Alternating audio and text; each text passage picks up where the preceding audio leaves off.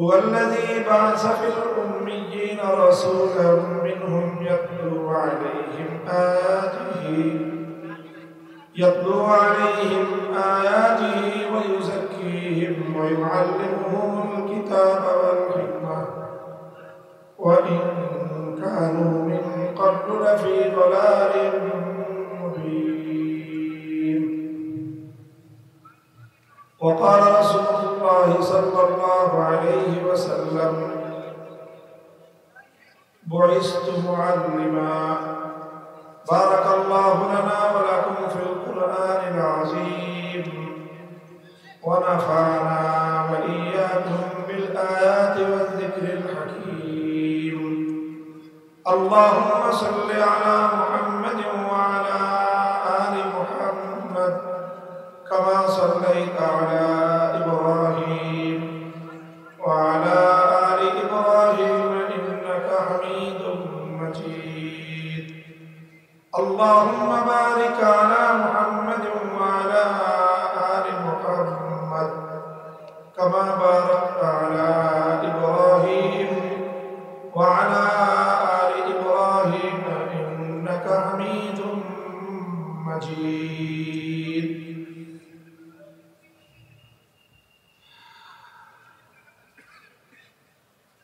জেলা শহর ফেনীর প্রাণকেন্দ্র ঐতিহাসিক মিজান ময়দানে আয়োজিত হেফাজতে ইসলাম বাংলাদেশ ফেনী জেলা শাখার উদ্যোগে শানে রিসালাত সম্মেলনে উপস্থিত হযরত উলামায়ে কেরাম, সম্মানিত সভাপতি সাহেব,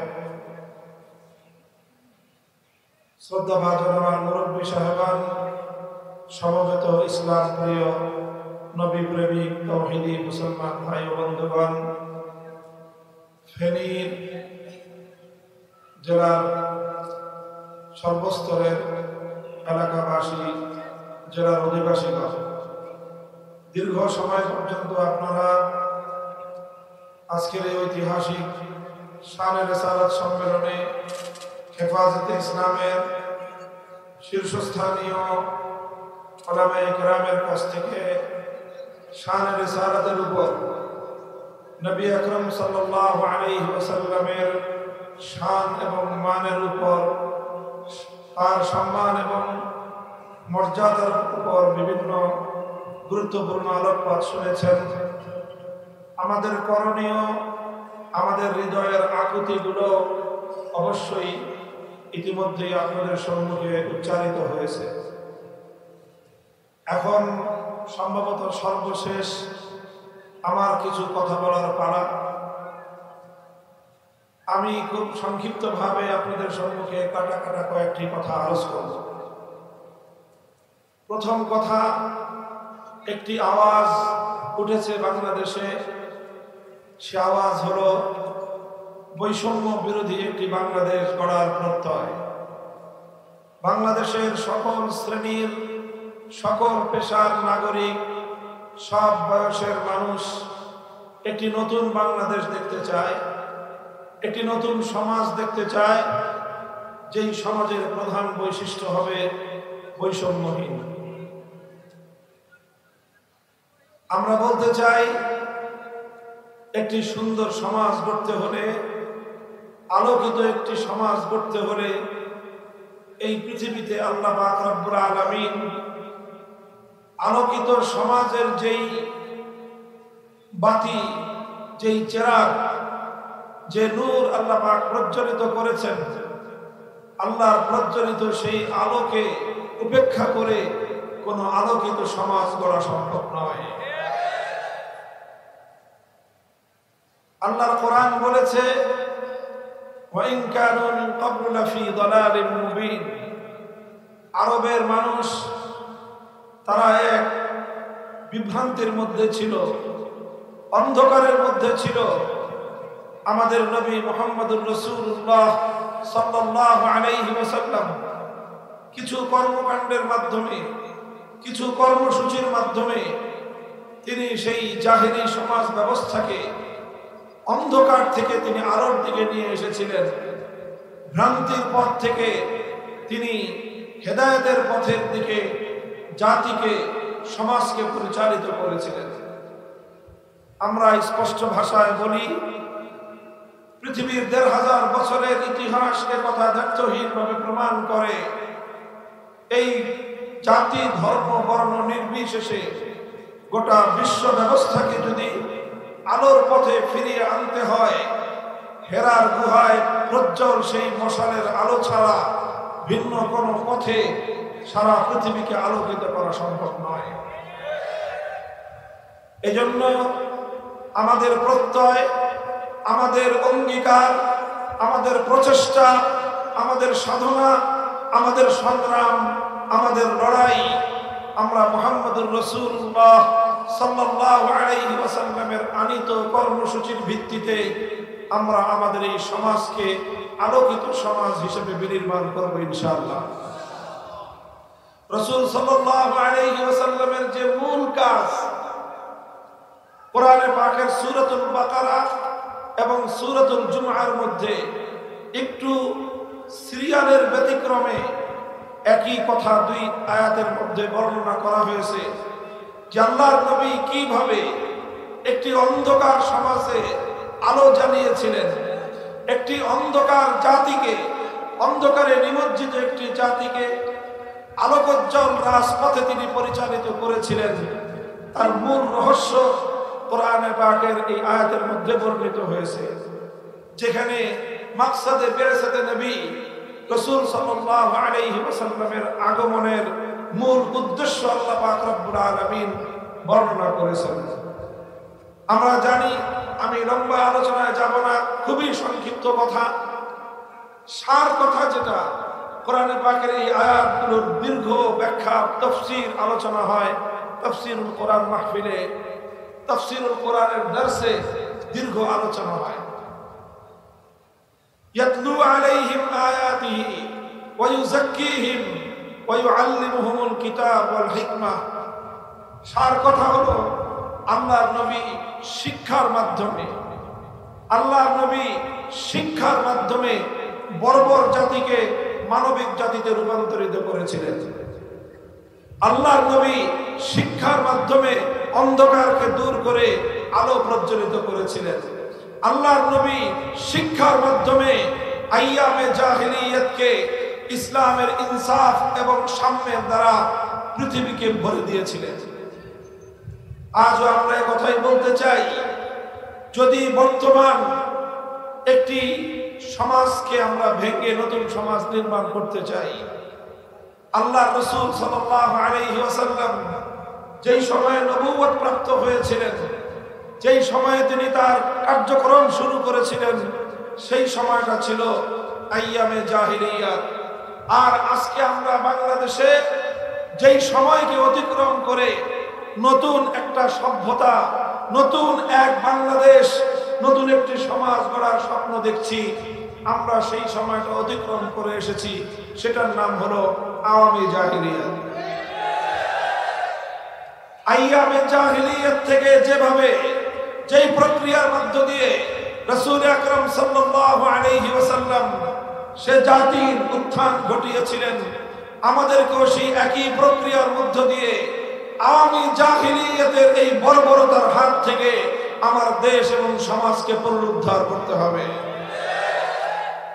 আওয়ামী জাহিলিয়াত এবং আওয়ামী বর্বরতা, আইয়ামে জাহিলিয়াত এবং আইয়ামে জাহিলিয়াতের বর্বরতাকে অনেক ক্ষেত্রে হার মানিয়েছে। যেইভাবে আমার দেশের সাধারণ মানুষকে নির্বিচারে হত্যা করা হয়েছে এই বিগত 15 বছর, যেভাবে মানুষকে খুন এবং গুম করা হয়েছে শুধুমাত্র রাজনৈতিক মতবিরোধের কারণে, যেভাবে মানুষের বুকগুলোকে, যুব প্রাণগুলোকে, এদেশের মায়ের সন্তানদেরকে বুলেটের আঘাতে ঝাঁঝরা করা হয়েছে, এই সময়টায় এর নজির আইয়ামে জাহিলিয়াতেও খুঁজে পাওয়া যায় না।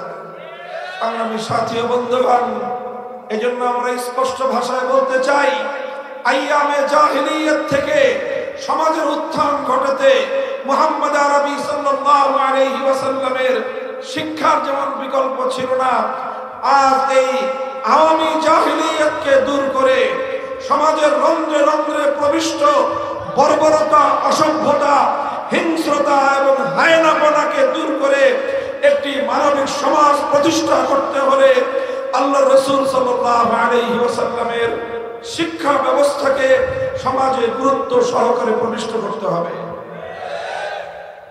এই জায়গাটায় কথা পরিষ্কার। আমরা হেফাজতে ইসলামের পক্ষ থেকে আল্লামা আহমদ শফির নেতৃত্বেও কথা বলেছি, আল্লামা জুনায়েদ বাবু নগরীর নেতৃত্বেও কথা বলেছি। এখন আমাদের বর্তমান আমির হেফাজত আল্লামা শাহ মুহিবুল্লাহ বাবু নগরীর নেতৃত্বেও আমরা এই কথাই বলছি। আমাদের একটা পয়েন্ট রয়েছে, আমাদের একটা ক্ষেত্র রয়েছে, যেই জায়গাটায় এক চুল পরিমাণ ছাড় দেওয়ার কোনো সুযোগ আমাদের নাই।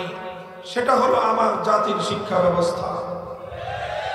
জাতির শিক্ষা ব্যবস্থার উপর নির্ভর করছে আমাদের জাতির আগামী দিনের ভবিষ্যৎ, আগামী প্রজন্মের ভবিষ্যৎ। আপনারা লক্ষ্য করবেন, বিগত সময়টায় হিন্দুত্ববাদী নরেন্দ্র মোদী তার সেবাদাসী শেখ হাসিনা সরকারের মাধ্যমে বাংলাদেশের শিক্ষা ব্যবস্থায় ব্যাপকভাবে হিন্দুত্ববাদকে সে অনুপ্রবেশ ঘটিয়েছিল। ব্যাপকভাবে হিন্দুত্ববাদ বাংলাদেশের জাতীয় পাঠ্য পুস্তকে সিলেবাস আকারে আমার সকল সরল প্রাণ কচিকাঁচা ছেলে মেয়েদের হাতে হাতে তুলে দিয়েছিল। সেই হিন্দুত্ববাদের মাধ্যমে তারা চেয়েছিল বাংলাদেশের আগামী প্রজন্মকে ধ্বংস করতে, বাংলাদেশের ঈমানি প্রজন্মকে ধ্বংস করতে, বাংলাদেশের মানুষের হৃদয় থেকে তাওহীদ এবং একত্ববাদের চেতনাকে ধ্বংস করে শিরকি মূর্তি আনা, হিন্দু আনা সংস্কৃতি বাস্তবায়ন করতে। এই জন্যই আমরা যখনই শিরকের বিরুদ্ধে কথা বলেছি, আমরা যখনই শিরকের কোন প্রতীকের বিরুদ্ধে কথা বলেছি, তখন যেটা হিন্দুত্ববাদের বিরুদ্ধে যে আমাদের যেই কথাটা গিয়েছে, সেই কথাকে মোকাবেলা করবার জন্য বিগত আওয়ামী জাহিলিয়াতের সরকার বারবার উলামায়ে কেরামের বিরুদ্ধে রুখে দাঁড়িয়েছে। সর্বশেষ যখন বাংলাদেশের প্রতিটি গুরুত্বপূর্ণ জায়গায় মূর্তি স্থাপন করার মাধ্যমে, ভাস্কর্যের নামে মানুষের মূর্তি স্থাপন করার মধ্য দিয়ে বাংলাদেশের যেই হাজার বছরের ঐতিহ্য, ইসলামী ঐতিহ্যকে ভুলণ্ঠিত করবার পায়তারা চালিয়েছিল। বাংলাদেশের রাজধানী ঢাকা পৃথিবীতে একমাত্র নগর, যেই নগরকে মসজিদের শহর বলা হয়, মসজিদের নগর বলা হয়। সেই ঢাকা নগরী পরিচয়কে মুছে ফেলে ঢাকাকে মসজিদের বদলে মূর্তির নগর হিসেবে বাস্তবায়ন প্রতিষ্ঠিত করবার পায়তারা চালিয়েছিল। আমরা যখন শান্তিপূর্ণভাবে প্রতিবাদ করলাম, এর বিরুদ্ধাচরণ করলাম, দেখা গেল সরকার এবং সরকার দলীয় প্রত্যেকটি সাঙ্গপাঙ্গ আমাদের বিরুদ্ধে কুকুরের মতো ঘেউ ঘেউ করতে আরম্ভ করলো। কারণ কি? মূর্তির বিরুদ্ধে কথা বললে এদের গায়ে লাগে কেন? মূর্তিকে অপসারণ করার কথা বললে আওয়ামী লেসপেন্সারদের শরীরে আগুন ধরে যায়। কারণ হলো এরা যাদের পোষ্য ছিল, যারা এদের প্রভু ছিল, তারা এদেরকে বাংলাদেশের ক্ষমতার মসনদে টিকিয়ে রেখেছিল মূর্তি সংস্কৃতি বাস্তবায়ন করার জন্য। এজন্য যখনই মূর্তির প্রসঙ্গ এসেছে, তখনই এদেশের তাওহীদবাদী মুসলমান এবং শিরকপন্থী আওয়ামী জাহিলিয়াতের মূর্তি প্রেমী এই দুই দল মুখোমুখি সংঘাতে দাঁড়িয়ে গেছে।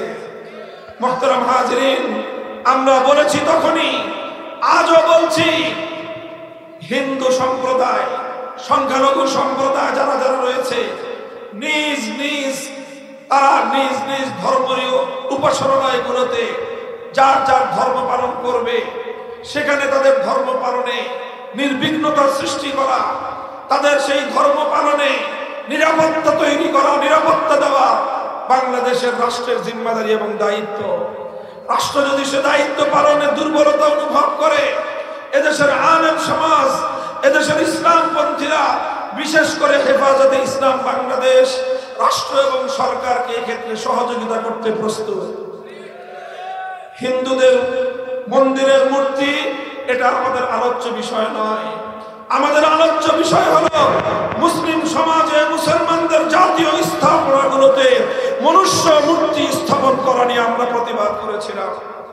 আমাদের এই প্রতিবাদগুলোকে দমন করতে না পেরে, আমাদের কথার যৌক্তিক কোনো জবাব দিতে না পেরে, আমাদের কথার সঙ্গে তর্ক এবং যুক্তিতে গুলিয়ে উঠতে না পেরে, প্রমাণের মাধ্যমে আমাদেরকে মোকাবেলা করতে না পেরে, জিন্দানখানায় আমাদেরকে বন্দী করে, আমাদের নেতৃবৃন্দকে হত্যা করে আমাদের কণ্ঠকে স্তব্ধ করার চেষ্টা করেছিল। আমরা বলেছি, আজও বলি, যখন তাওহীদ এবং শিরকের লড়াই হয়ে দাঁড়ায়, যখন মূর্তি এবং একত্ববাদের লড়াই একসঙ্গে এসে দাঁড়ায়, আমরা তাওহীদের পক্ষে দাঁড়িয়ে যাই। খলিল ইব্রাহিম আলাইহিস সালাতু ওয়াস সালামের আদর্শের সন্তান হিসেবে জীবন মৃত্যুর পরোয়া করবার সময় আমাদের থাকে না। অতীতেও ছিল না, আজও নাই। ইনশাআল্লাহ আমি এবং আমাদের পরবর্তী প্রজন্ম তাওহীদকে হেফাজত করার জন্য, শিরকি সংস্কৃতিকে মোকাবেলা করবার জন্য যা করতে হয় আমরা তাই করব ইনশাআল্লাহ। আমাদের এই মোকাবেলা, আমাদের এই প্রতিবাদ, আমাদের এই বিরুদ্ধাচরণ কোন ব্যক্তি বিশেষের মূর্তির প্রতি নয়। পরিষ্কার বলছি, এটা শুধুমাত্র শেখ মুজিবুর রহমান সাহেবের মূর্তি বলে আমরা এর বিরোধিতা করেছি, ব্যাপারটা এমন নয়। আমরা এর মোকাবেলা করেছি কারণ মুসলিম সমাজের মধ্যে মূর্তি সংস্কৃতি স্থান পেতে পারে না। যদি আজ শেখ মুজিবুর রহমান সাহেবের জায়গায় জিয়াউর রহমান সাহেবের মূর্তিও বানাবার কেউ চেষ্টা করে, আমাদের আচরণে একজন পরিমাণ ভিন্ন কিছু হবে না। আমরা যে মুখে বলেছিলাম শেখ মুজিবুর রহমান সাহেবের মূর্তি আমরা ভেঙে গুড়িয়ে দিব, একই কথা বলবো, কেউ যদি মুসলমানদের জাতীয় স্থাপনায় অন্য কারো মূর্তি স্থাপন করার চেষ্টা করে, রক্তের মধ্য দিয়ে আমরা তার মোকাবেলা করবো ইনশাআল্লাহ।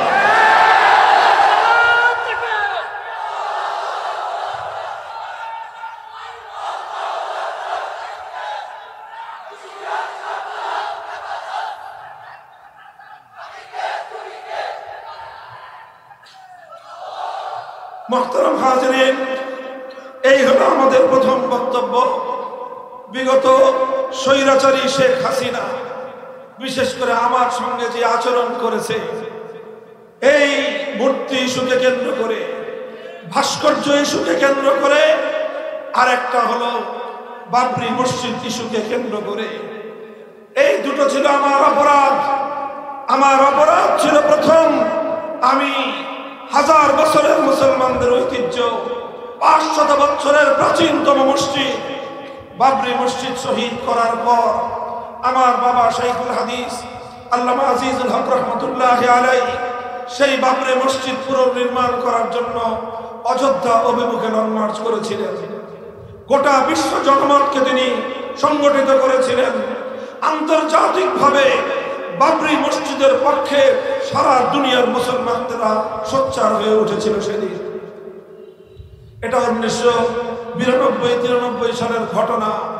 সেই ঘটনার 30 বছর পরে এসে আমরা আবার সেই বাবরি মসজিদকে যখন ধ্বংস করে বাবরি মসজিদের জায়গায় হিন্দুত্ববাদী নরঘাতক গুজরাটের কসাই নরেন্দ্র মোদীরা যখন রাম মন্দির নির্মাণ করার উদ্যোগ নিল, আমরা বলেছি এখন আমাদের শক্তি সামর্থ্য নাই, কিন্তু আমাদের যতটুকু শক্তি সামর্থ্য রয়েছে বাবরি মসজিদের চেতনাকে হাজার বছর পর্যন্ত প্রজন্মের পর প্রজন্মের বক্ষে ধারণ করার জন্য বাংলাদেশে বাবরি মসজিদের নামে আমরা মসজিদ নির্মাণ করব।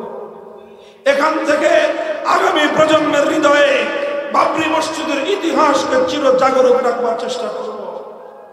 রাম মন্দির নির্মাণ করার প্রেক্ষাপটে আমাদের এই ঘোষণা ভারতের হিন্দুত্ববাদের হৃদয়ের মধ্যে কম্পন তৈরি করেছিল। সেই ভারত সরকার বাংলাদেশি সেবাদাসী শেখ হাসিনাকে আমার বিরুদ্ধে লেলিয়ে দিল, যেন আমরা বাবরি মসজিদের কথা মুখে উচ্চারণ করতে না পারি। দ্বিতীয় বিষয় ছিল, আমরা যখন মূর্তির বিরুদ্ধাচরণ করলাম, শেখ হাসিনা নমরুদের মতো আচরণ শুরু করল।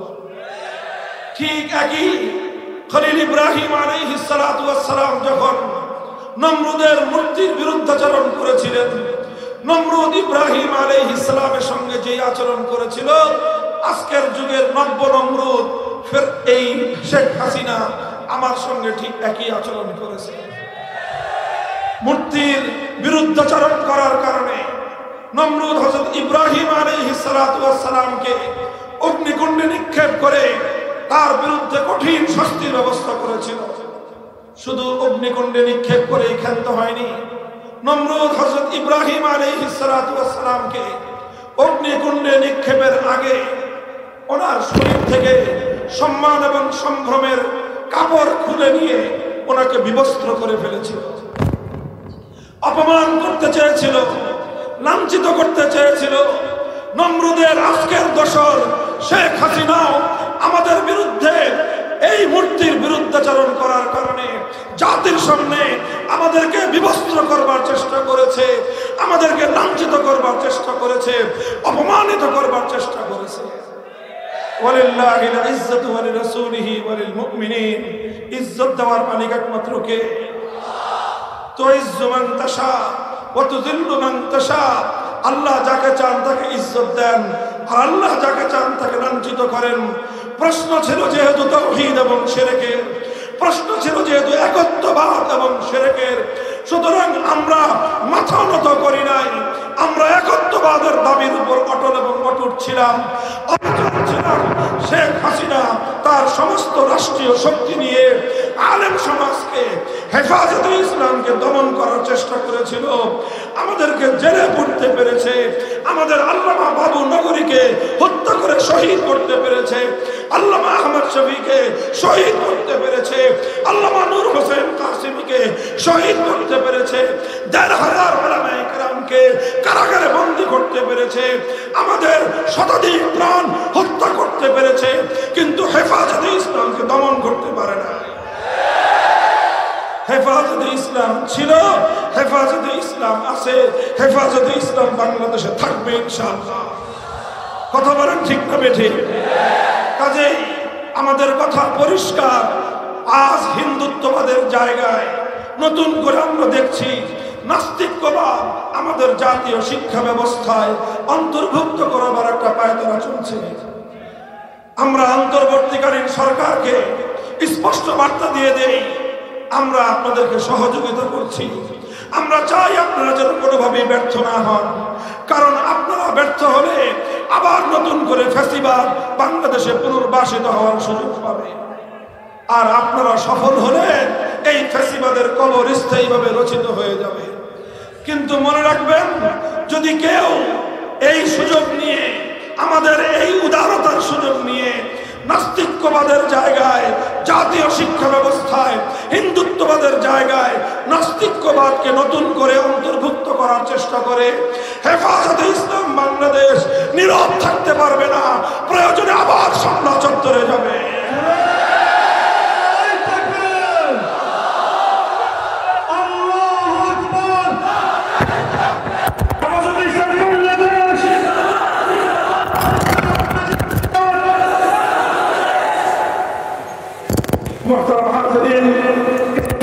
আমাদের প্রথম বার্তা,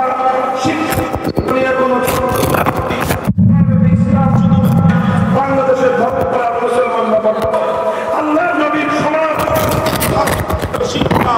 শিক্ষার জায়গায় ছাড় দেওয়া। ২ নম্বর হলো ২০০৭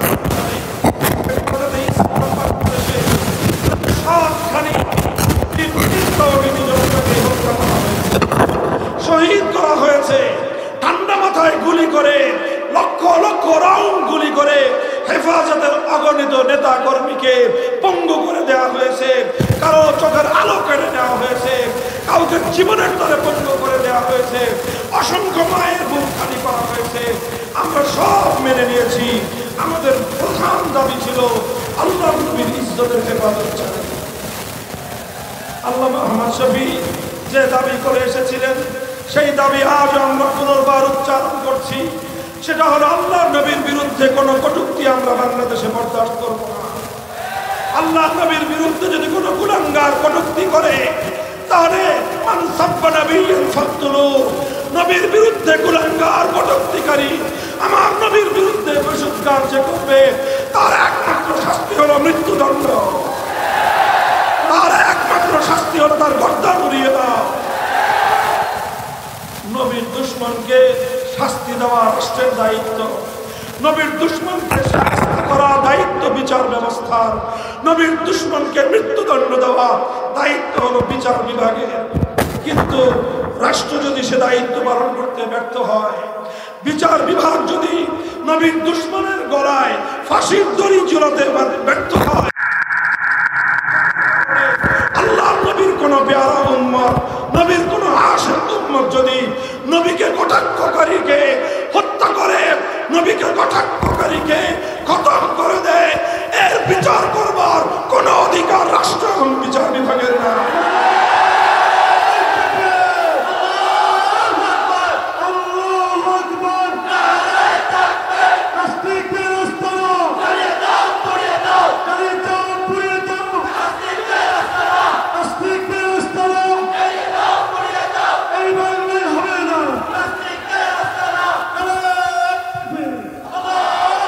শানের রিসালাতের জায়গা থেকে আমাদের গুরুত্বপূর্ণ একটা দাবি হলো, অনেক আল্লাহর নবীর অনেক আশিক উম্মত, নবীর প্যারা উম্মত যাদেরকে বিচারের নামে প্রহসন করে বছরের পর বছর যুগ পেরিয়ে যায়, তারা অন্ধকার করা প্রকোষ্ঠে এখনো দিনাতিপাত করছে।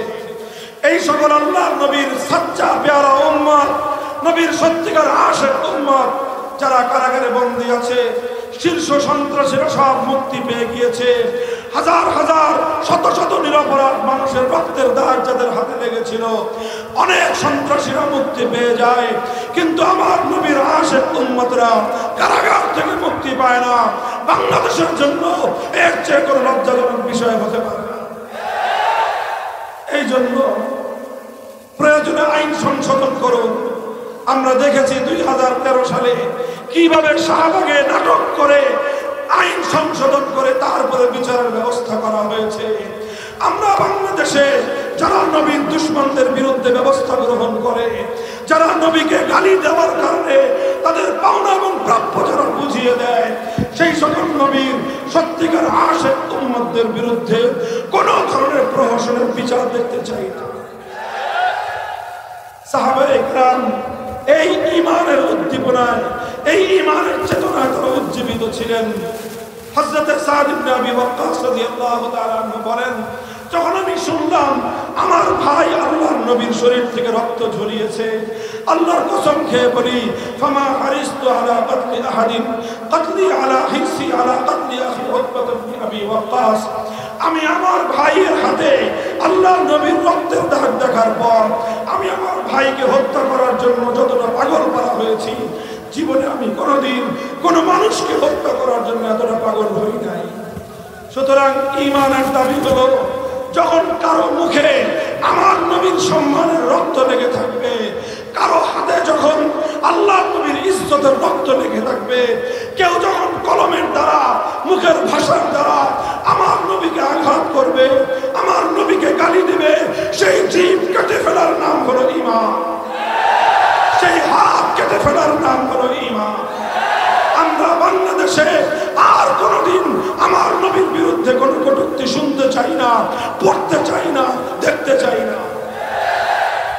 অন্তর্বর্তীকালীন সরকারের কাছে আমাদের অন্যতম দাবি, ইতিমধ্যে খতমে নবুয়তের সকল শীর্ষ উলামায়ে কেরাম, আমির হেফাজতের নেতৃত্বে আমরা প্রধান উপদেষ্টাকে জানাবার চেষ্টা করছি, খতমে নবুয়তের এই সমস্যা, খতমে নবুয়তের উপর কাদিয়ানীদের এই আক্রমণ শত বছর ধরে চলছে। আজ বাংলাদেশের পরিবর্তিত বাংলাদেশে সামনে আর এই সমস্যা আমরা দেখতে চাই না। কাদিয়ানীদেরকে তাদের ধর্মীয় আইডেন্টিটি দিয়ে দেওয়া হোক, তারা সংখ্যালঘু হিসেবে হিন্দু, বৌদ্ধ, খ্রিস্টানদের মতো নিরাপত্তা নিয়ে দেশে বসবাস করুক, এটা নিয়ে আমাদের কোনো মাথা ব্যথা নেই। কিন্তু তারা ইসলামের পরিচয় নিয়ে আহমদিয়া মুসলিম জামাত নাম ধারণ করে বেঈমান আর কাফের হয়ে সরল প্রাণ মুসলমানদেরকে ধোঁকা দিয়ে কাফের বানাবে, ঈমান হরণ করবে। আমরা প্রাণে, এই দেহে প্রাণ থাকতে এটা বরদাস্ত করতে পারি না। কাদিয়ানীদেরকে অমুসলিম ঘোষণা করতে করতে হবে, প্রয়োজনে আইন তৈরি করতে হবে, এই সমস্যার স্থায়ী সমাধান করতে হবে। আর সেই সঙ্গে আর কোন কুলাঙ্গার যেন আল্লাহর নবীর বিরুদ্ধে কটূক্তি করতে দুঃসাহস না দেখায়, সেই ব্যবস্থা নিশ্চিত করতে হবে। এই জন্য আমাদের চূড়ান্ত দাবি, আমাদের চূড়ান্ত কথা হলো এই, আল্লাহর নবীর বিরুদ্ধে যদি কেউ কটাক্ষ করে, চাই সে ফেসবুকে লিখুক, অথবা সে ব্লগিং করুক, অথবা সে ইউটিউবে বক্তব্য দিক, লিখুক, বলুক, অথবা কোনো বইয়ের মধ্যে লেখুক, কোনো বক্তব্যে প্রচার করুক, কোনো ভাষণে কথা বলুক, আল্লাহ নবীর বিরুদ্ধে যারা কটাক্ষ করবে, নবীকে যারা গালি দিবে, নবীর কটাক্ষ এবং কটূক্তির বিরুদ্ধে সর্বোচ্চ শাস্তির বিধান, মৃত্যুদণ্ডের আইন চাই, মৃত্যুদণ্ডের আইন চাই, মৃত্যুদণ্ডের আইন চাই।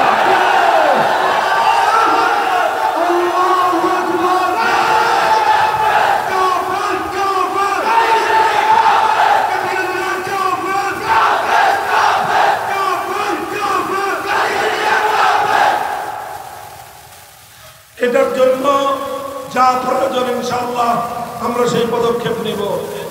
তবে এর আগে বর্তমানে বাংলাদেশের যে পরিস্থিতি চলছে, আমি আমার শেষ কথা বলছি, সকল দায়িত্বশীল মহল, সরকার এবং রাষ্ট্রের প্রশাসনের গুরুত্বপূর্ণ কর্মকর্তা, বিগত আগস্ট বিপ্লবের মহানায়ক ছাত্র জনতা এবং তাদের নেতৃবৃন্দ, বাংলাদেশের সকল রাজনৈতিক পক্ষ এবং মহল, সকলের প্রতি উদাত্ত আহ্বান জানাই, পরাজিত শক্তি, বাংলাদেশ বিরোধী শক্তি দেশের মধ্যে অস্থিতিশীলতার সৃষ্টি করে আবার নতুন করে তারা দেশে পুনর্বাসিত হওয়ার চেষ্টা করছে। কোনোভাবেই দেশের মধ্যে অস্থিতিশীলতার সৃষ্টি করতে দেওয়া যাবে না। যে কোনো সংকট সকলে আলোচনার মাধ্যমে সমাধান করতে হবে। এখন আন্দোলন করে সমস্যা সমাধানের সময় নয়, এখন আলোচনার মাধ্যমে সমস্যার সমাধানের সময়। কাজেই এই বিষয়টা আপনারা সকলে গুরুত্ব দিয়ে মনে রাখবেন, স্মরণ রাখবেন। আমরা যদি এখন কোনোভাবে দ্বিধা বিভক্ত হয়ে যাই, তাহলে পরাজিত শক্তি এসে আমাদের কাঁধের উপর আবার চেপে বসবে। আল্লাহ আমাদেরকে হেফাজত করুন। আমির হেফাজত শহীদ ইসলাম আল্লামা আহমদ শফি